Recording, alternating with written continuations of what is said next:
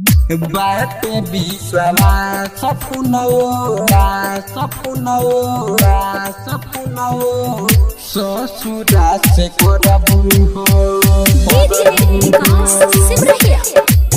बाटे विश्वास सपनो ससुरा से करबू हो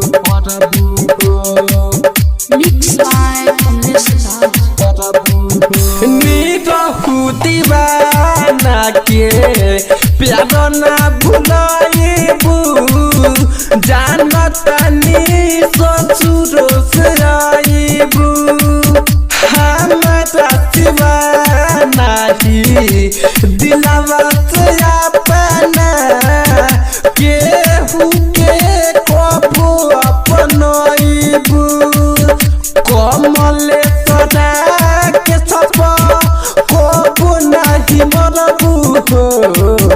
बाटे बिरिस्तावा सपनावा ससुरा से करबू हो बाटे बिरिस्तावा सपनावा ससुरा से करबू हो।